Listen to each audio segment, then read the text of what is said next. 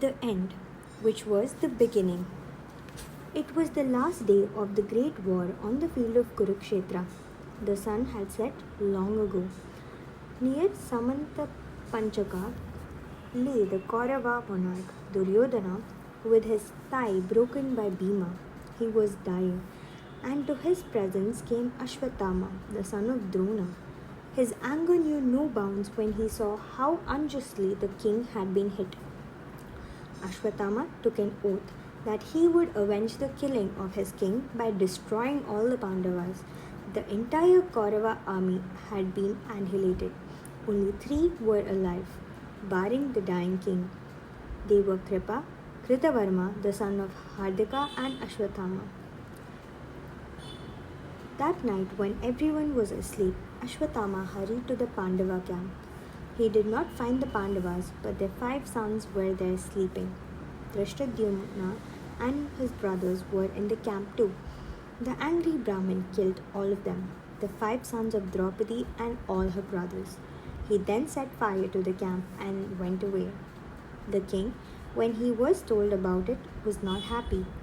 The act of his friend was too terrible. Early in the morning, the news reached the Pandavas. Draupadi was horror-stricken. In one night, she had lost her sons and her brothers.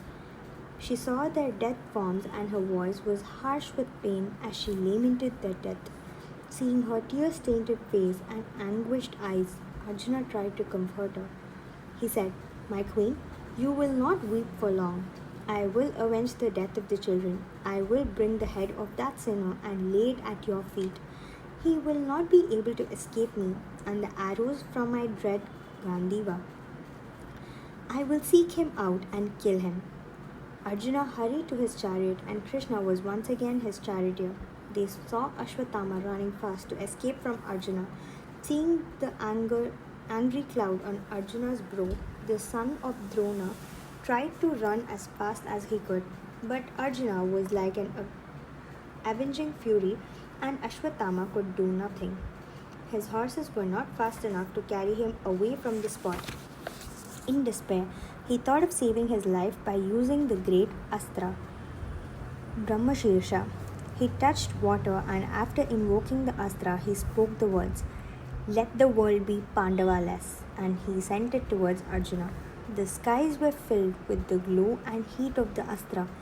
A fear came over Arjuna, and he said, "Krishna, Krishna, what is happening? Why is my flame burning so?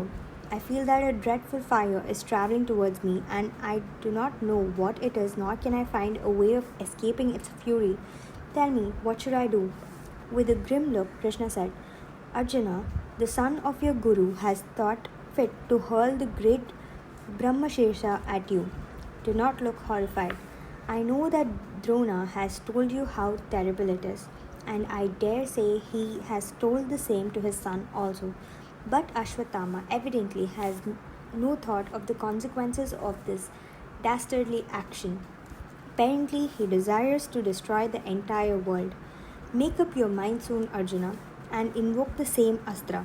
This is the only way you can quench the fury of this approaching fire." Arjuna saluted the presiding deity of this Astra and invoked it. When the 2 fires were traveling towards each other, it seemed like the end of the world had come. The rishis from the heavens hurried towards the spot, and they said, "Withdraw the Astra, both of you, or else the world will be destroyed. The 2 fires should not meet. Hurry and avert the calamity." Arjuna obeyed them immediately and withdrew his Astra. Ashwatthama could not. When he learnt the invocation from his father, he had been warned about the dreadful power of the Astra. Not bothering to remember the warning, he had sent it against Arjuna. The sins he had committed had robbed him of his purity and his Brahmanic tejas, and he was powerless against his own Astra. Lest it should consume him, he aimed it at all the unborn children of the Pandavas, and thus thought of making the world Pandava-less. After withdrawing the Astra, Arjuna rushed towards Ashwatthama. Tying him up with a rope, Arjuna dragged him like a cow meant for sacrifice. Krishna's eyes were spitting fire. He said, "Arjuna, this is the man who has committed the gravest of the sins, killing of children while they were sleeping. It is not right that you should have mercy on him. You must kill him without a qualm. I do not have to remind you of the rules of fighting. A man well versed in them will not kill an enemy who is drunk, who is careless about his safety, who has lost his wits, who is not trying to fight back, who is sleeping, who has fallen at your feet asking for mercy, who is defeated and who is frightened.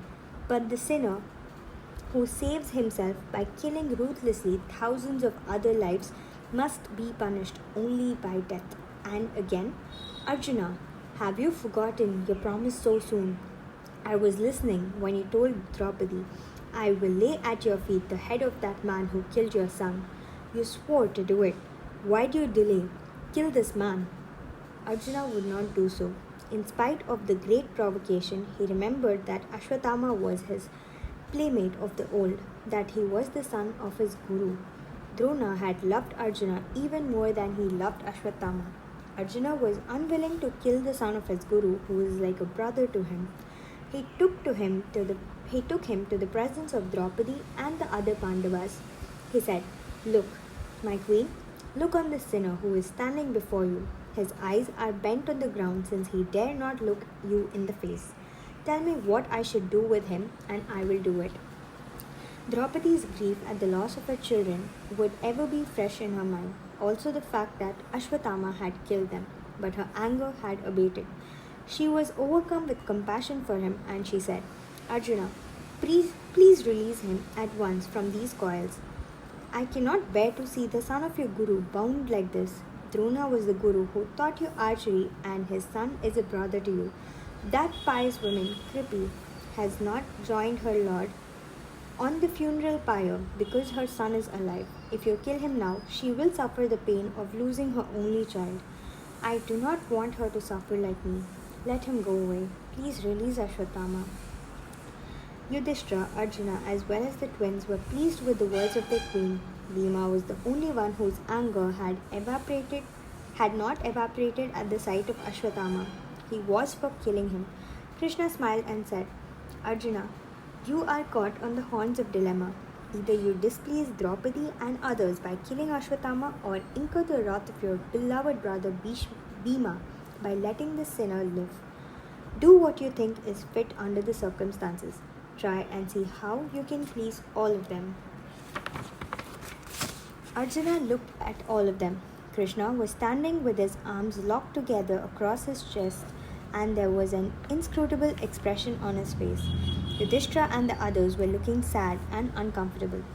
Bhima was glowering angrily at the prisoner. After a long moment, Arjuna thought that he understood what Krishna was trying to tell him. He took up his sword and cut off the jewel on the head of Ashwatthama. Stripped of the glow of the jewel which had been part of him, stripped of his Brahmanic tejas, impure because of his Shishhudaya, Ashwatthama stood in their midst. Arjuna undid the ropes which bound him and said, Now you can go. Cutting off the hair of Brahman, taking away the wealth that belongs to him, and ordering him to leave your presence, each one of them in itself is like killing a Brahman, and Arjuna had done it all.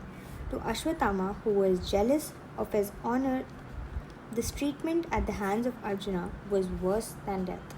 With his eyes bent on the ground, he dragged his steps away from the presence of the Pandavas and went far away from there.